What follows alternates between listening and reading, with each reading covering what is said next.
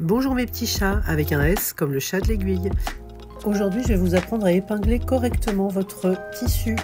Mais d'abord, pour ceux et celles qui ne me connaissent pas, je suis couturière et modéliste depuis de nombreuses années, en flou et tailleur, installée dans le Val-de-Marne. Oh yeah! Et au fait, mes petits chats, restez bien jusqu'à la fin de la vidéo, j'ai un petit cadeau pour vous. Alors, pour bien démarrer un projet couture, il faut commencer par bien l'épingler. En effet, si vous bâclez cette étape, par impatience d'attaquer le montage, vous risquez fort de vous en mordre les doigts. Oh ben non, j'en ai besoin de mes doigts! C'est ce que nous allons voir étape par étape. Tout d'abord le geste en détail, puis la position des épingles, et enfin le nombre et les différentes épingles. Donc aujourd'hui, je vais vous montrer comment épingler correctement un patron. Sur ma chaîne, nous prenons le temps de zoomer sur le travail des mains et la dextérité nécessaire pour réaliser de bons gestes couture. Nous allons donc décortiquer le geste qui évitera de faire bouger le tissu et de créer des décalages. Ici, on est sur un tissu assez épais et stable, mais lorsque vous devez couper un tissu très souple, il est d'autant plus important de ne rien faire bouger, et le simple fait de glisser la main en dessous peut provoquer des catastrophes. Alors, démonstration. L'idée, c'est d'incliner l'épingle le plus proche possible de l'horizontale pour traverser le papier et les deux couches de tissu.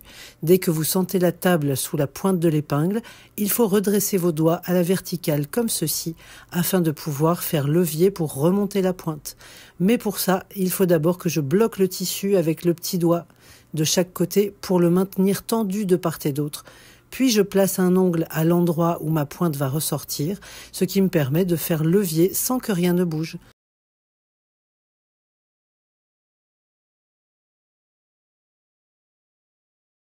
On le refait? Allez, c'est parti. On va en placer une ici, un peu plus près, donc je rentre mon épingle quasiment couchée, je traverse le patron et les deux tissus, et quand je sens la table, je redresse mes doigts, je bloque le tissu tendu, je place un ongle debout devant le point de sortie et je fais levier pour sortir la pointe sans avoir rien bougé autour. CQFD, à vous de jouer.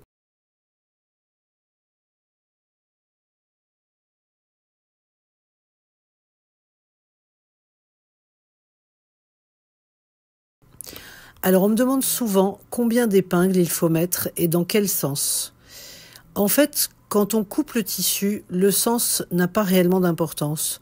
Pas comme quand on s'apprête à piquer. Là, il y a le sens de progression du pied de biche à respecter pour pouvoir enlever les épingles au fur et à mesure. Mais à cette étape, ça n'a pas d'importance. En revanche, comme les marges de couture sont incluses, nous allons couper au ras du papier. Donc, il faut bien s'assurer qu'aucune pointe ou tête d'épingle ne dépasse.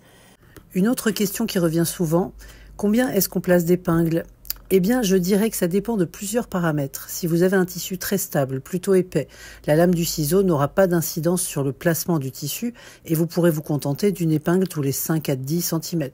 Si en plus vous avez une planche de coupe et un cutter rotatif, alors vous pouvez vous contenter d'une épingle à chaque angle puisque rien ne va bouger. En revanche, si le tissu est très souple et fluide, pour ne pas dire fuyant, si vous avez déjà testé la viscose, vous savez de quoi je parle, alors il faudra épingler beaucoup plus. Et pour finir, je voulais faire un focus sur les types d'épingles qu'on utilise. On me demande souvent quelles sont mes épingles préférées, mais la réponse c'est que je les aime toutes pour des raisons différentes.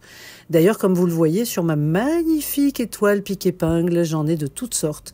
Des courtes et très épaisses, des très longues et épaisses, des longues et fines, des à tête et des sans tête. Les sans tête me servent surtout pour assembler des tissus fins et pour former un plissé ou un biais. Ça fera l'objet d'une autre vidéo car du coup on est hors sujet. D'ailleurs lorsqu'on épingle des patrons en papier imprimé de type 80 grammes, vous voyez les ramettes de papier, les sans-têtes font très mal aux doigts, donc celles avec tête colorée sont plus confortables. Mais là, pour le coup, on se fiche de la couleur. C'est surtout quand je couds un ouvrage sur lequel je dois laisser une ouverture que je place des épingles rouges pour me rappeler que c'est là qu'il faut un point d'arrêt. Des fois, que mon petit cerveau est oublié. Bon, voilà, on a chacun nos usages préférés. Celles-ci, par exemple, je les avais achetées pour des projets d'ameublement, mais il s'avère qu'elles sont beaucoup trop souples et ne font pas le job sur des tissus épais puisqu'elles ont tendance à se tordre. L'idée, c'est avant tout de se faire un pique-épingle dans ce style pour pouvoir organiser ces différents types d'épingles et les avoir toutes à portée de main et non pas dans leur boîte d'origine. Et pour finir, quand on épingle un patron en papier de soie fin et souple, on préférera des épingles fines qui ne déchirent pas le papier. Et voilà mes petits chats, j'espère que vous aurez appris quelque chose.